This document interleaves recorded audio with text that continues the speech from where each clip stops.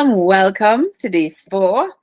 I am your trusted coach, Maria Elias, during this 5-day mini detox process.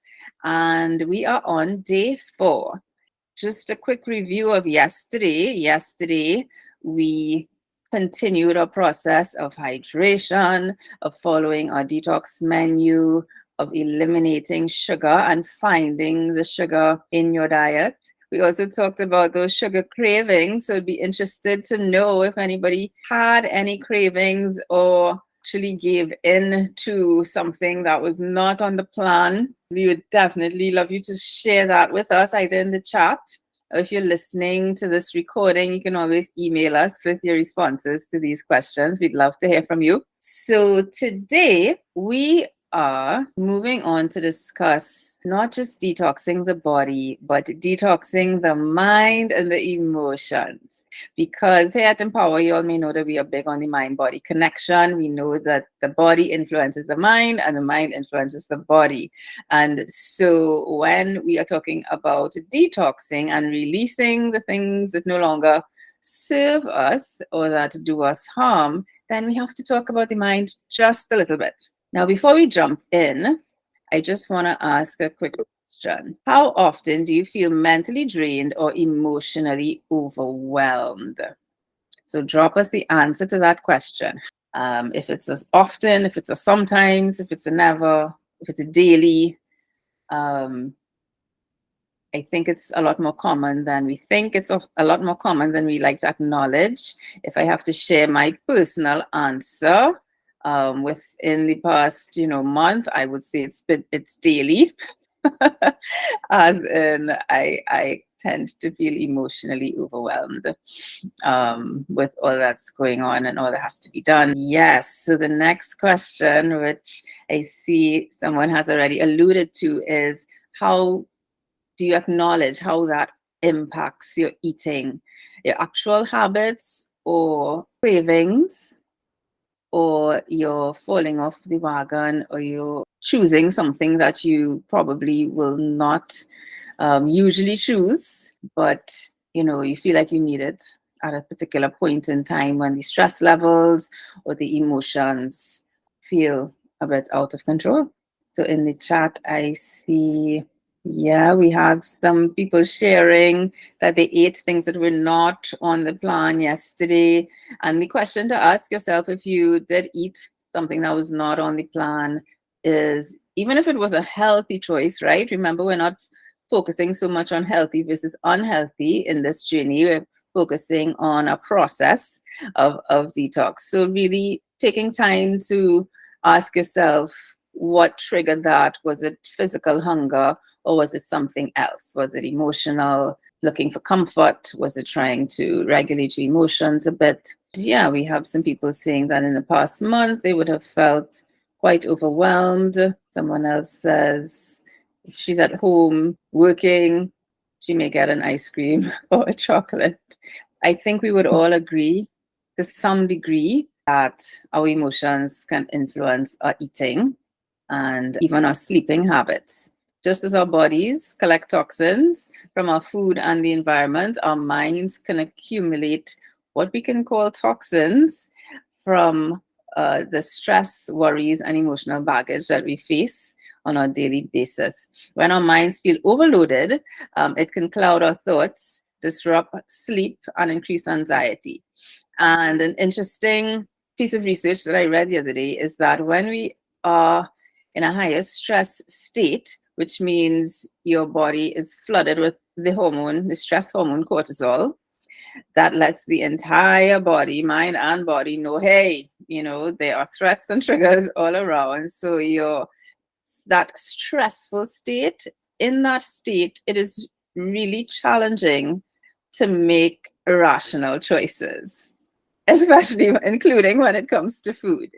So even though you know something may not be good for you, or you know that this is not what your body needs at this time, because of that background emotional stress state, it's really hard to make the rational and the best choice for you, because your body is in that fear mode and it's trying to mitigate any potential threat. So it doesn't care about the fact that this chocolate may add a few pounds to your waist. It's like, this chocolate is going to make me feel better in the moment. At the background of a lot of our emotional eating choices is really our ability or inability to manage and release stress in terms of our stress response. Let's discuss the impact of stress on our body. Oftentimes, when we are coaching clients and we talk about stress, many people tend to talk about stress completely in terms of what's going on in their head, their mind, right? So all the things that are stressing them, all the worry thoughts that they're carrying around. But to acknowledge that stress is not just happening in your mind, it's happening throughout your body. Is something that most of us can't connect with on a physical level. As I mentioned, with chronic stress, you have these elevated cortisol levels. And what is the overall impact if those levels stay elevated for too long? Anyone want to type in the chat? Let's what you know are the physical effects or effects to your health of chronic stress levels, chronic high elevated cortisol levels. I'll just go ahead and share. Of course, we have the number one dreaded belly fat, the difficult to lose, easy to gain, but difficult to lose, but especially around the middle. Increased inflammation. Your body is fighting itself often, and that can manifest as increased pains, reduced immune function, increased fatigue. So we tend to get sick more easily, feel more tired, even though we may sleep less if we're worried. And so overall, just not a good combination. Prolonged stress can even affect your digestive system. So many people who suffer with IBS, irritable bowel syndrome, is really a diagnosis where they don't actually know what the real cause of your digestive distress is. So they label it IBS, but often it is stress related or triggered by stress. Of course, it affects your sleep patterns and your cravings, especially for sugar. So here's another question in terms of sources of stress. Now we have sources of stress that we're aware of, and then we have the sources of stress that we're not aware of. So my question today would be, how much time do you think you spend on your phone or in front of screens daily? Type in the chat if you were to guess. But how much time per day you spend in front of screens, on your phone, watching TV, in front of the computer? Yes, we're including work as well. Okay, so we have about 6 hours, we have 5 hours. So here's an interesting fact. On average, research is showing that adults spend around 7 to 10 hours a day on screens. That's almost half or more than half of our waking hours on a screen. And the stress associated with screens is increasingly moving to top sources of unacknowledged stress, because whether that screen is, watching the local news, which we know is stressful, stress inducing, I should say, whether it's scrolling through social media, which can trigger different forms of stress, whether it's work. So acknowledging the amount of stress triggers that we are exposed to from screens leads us to want to acknowledge how we can reduce our screen time. We hear a lot of talk about regulating our children's screen time, but how about we start with ourselves? During this period, so today, your challenge today is going to be related to screen time. If you do have a phone nearby, our challenge would be to check in your settings. It tells you your daily screen time on your phone, at least. You may not be able to decrease the screen time at work, so we will just stick with what you do have control over. Go into your settings and check your daily screen time. Take a moment to reflect on how much time you spend specifically on the phone and how we can work on reducing that over the next 24 hours. So we're basically asking you or challenging you to reduce your screen time. But we'll get to the action step.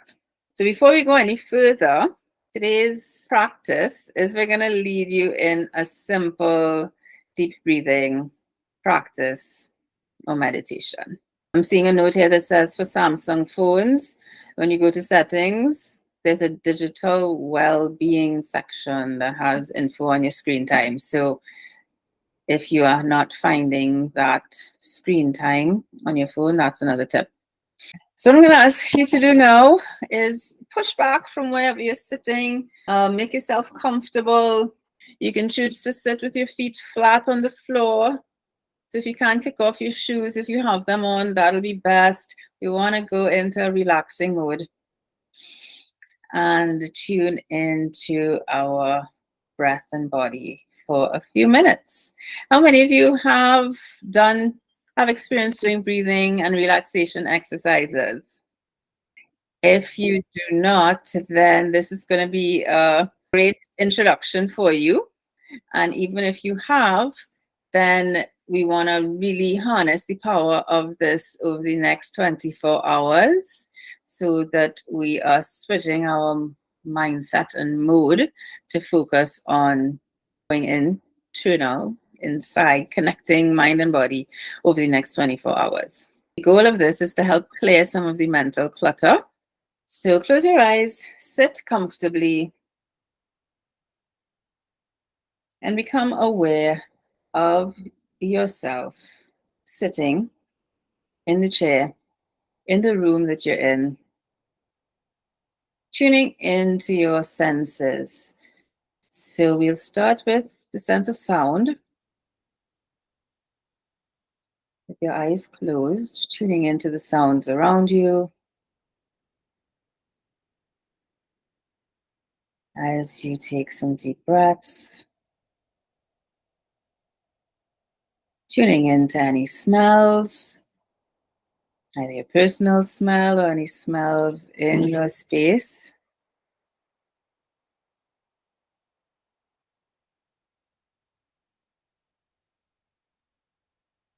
Tuning into your sense of taste, if there is any sense of taste being triggered in this moment, or just this, enjoying the fact that you do have saliva in your mouth. Notice actually that once you tune your attention there, your mouth starts producing saliva. And the sense of touch, become aware of yourself, the pressure of your seat in the chair, exerting pressure on your hips and your legs. Become aware of your feet touching the ground. Any other sensations, the clothing on your skin. I can actually feel the air conditioner blowing on my skin. So becoming aware of any physical sensations on your skin, sense of touch. You may actually be touching your legs or have your hands on top of each other.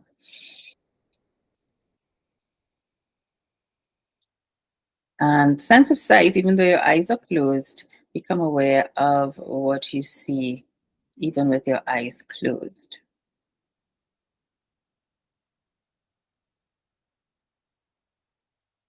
And now I'm going to ask you to focus your attention on your breath.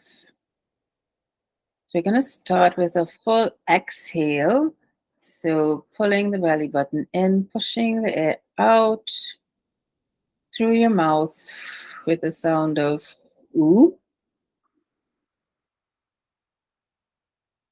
As much air as you can push out. And naturally, when you can't push any more out, allow your inhale to begin. Become aware of the air going in through your nose, down into your lungs, pushing your diaphragm down. And just acknowledge the full capacity of your lungs to take in air.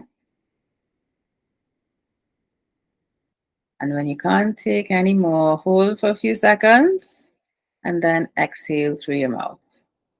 As you breathe out, imagine releasing any stress or worries you've been holding on to. I'm just going to talk you through a couple of rounds of that breath, which we call the triangle breath. We're going to inhale for a count of 4, hold it for a count of 4, and exhale slowly through your mouth for a count of 4. So ready? And inhale 1, 2, a little more, 3, and 4. Hold it. 1, 2, 3, 4. Exhale 1, 2, 3, 4. Inhale 1, 2, 3, 4. Hold it. 2, 3, 4. Exhale 2, 3, 4. One more round. Inhale 2, 3, 4. Hold it. 2, 3, 4. Exhale 2, 3, 4. And just bring your breathing back to normal. And before you open your eyes, I just want you to ask yourself if you are sensing any discomfort in any part of your body, or if you're sensing any heightened emotions, whether it may be sadness, whether it may be anger, whether it may be upset about something that happened earlier. And I saw the cutest little thing on Bluey yesterday. Yes, I do watch Bluey. And I thought, oh, I'm going to share it with you all today. Said any feelings of upset or anger or discomfort that you find, see if you can find it in your body. And you're going to put out one hand and imagine that you're collecting it. So take it up, get it, grab it with one hand, put it in the other hand, and go around your body, collecting any little bits of upset or angry or sadness or discomfort that you find. Definitely check the belly area, check the chest area, check the shoulders and back of the neck, and then definitely check the ears and head area. Put it in one hand, ball it up, and we're gonna take a big throw it away. Throw it away. Throw it out the window, throw it in the garbage, throw it far, far away, into the blast it off into the atmosphere, whatever you want to do to actually release it. Yay! So hopefully you actually did that and it leaves you smiling. And thanks for joining me for this little 5 minutes. What we did just took about 5 minutes. So 5-minute awareness, breathing exercise, and release of discomfort / emotions that you want to get rid of. So just type in the chat if you enjoyed that, any comments that you have from that, anything you notice, we'd love to hear. And we also go into our action steps next. So while you're collecting your thoughts that you want to share, I'll just go straight into the action steps and then we'll do question and answer. So our action steps for today or the next 24 hours or your day 4 would be 1, to practice daily deep breathing exercises. So the simple one that I just shared, which is a triangle breath, can be very balancing in terms of helping you to calm down and feel more regulated when you are faced with a stressful situation or when you feel your emotions becoming heightened. It could be something that you just do automatically at the beginning of the day, at the end of the day, middle of the day. I actually really encourage you, love doing it just before a meal. When you think about it, we used to always pause for grace before meals. Many of us don't ritually do that anymore. We kind of dive right in, but reintegrating a practice where before you actually eat, you take a minute to calm your body down with a breathing exercise like the triangle breath. A really simple yet powerful practice that I encourage you to try out. Action step number 2 would be to set aside time to relax and de-stress. So with an action or activity that you know is de-stressing for you. So that may be going for a walk, it may be Dancing, turn on some music and dancing. It's just as good exercise as going to the gym, in my opinion. Um, so choosing a relaxing, stress-reducing activity, even if it's just for 5 or 10 minutes, to practice over the today and tomorrow, actually.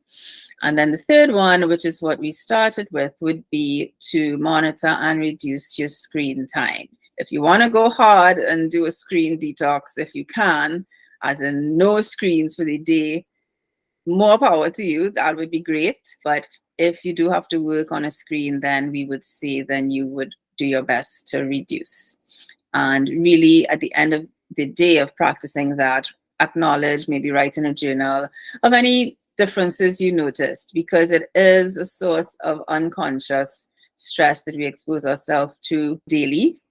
And we don't always acknowledge how it affects us mentally, physically, emotionally.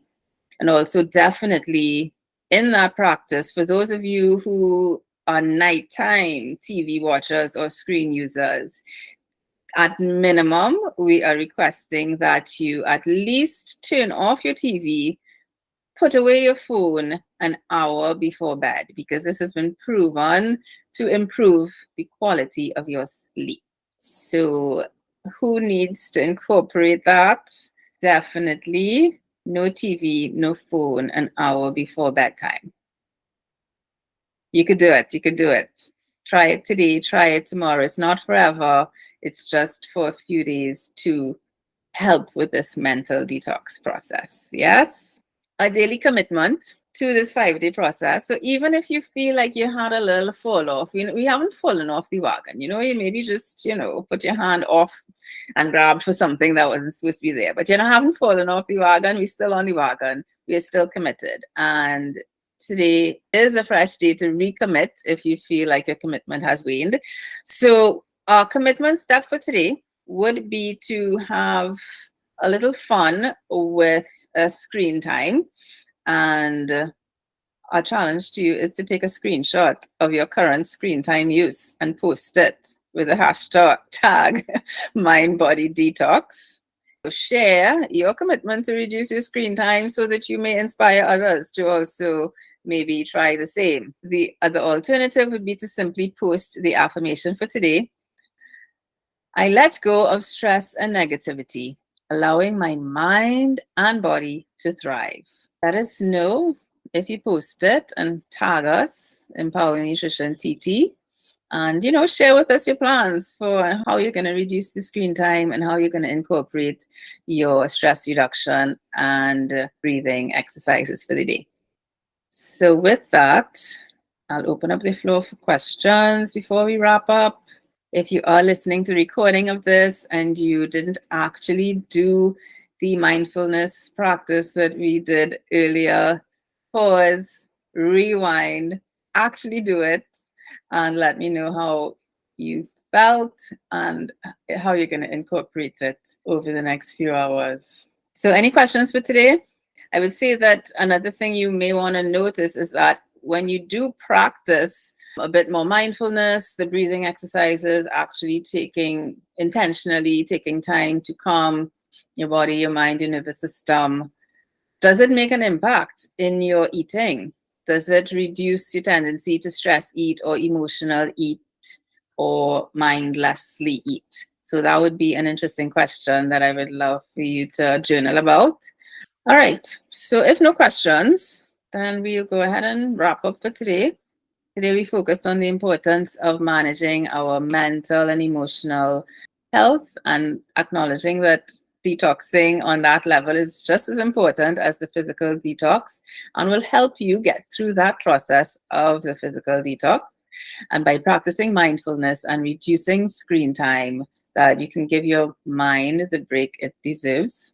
I encourage you to all commit to at least 5 to 10 minutes of meditation or deep breathing each day and to work on cutting down your screen time. And tomorrow is day 5, so we will meet again. It'll be our last live, and we will discuss resetting, detoxing in general, and what may be some next steps for you as you continue your journey to health, moving towards your goals, continuing on this journey, making the progress that you want to see.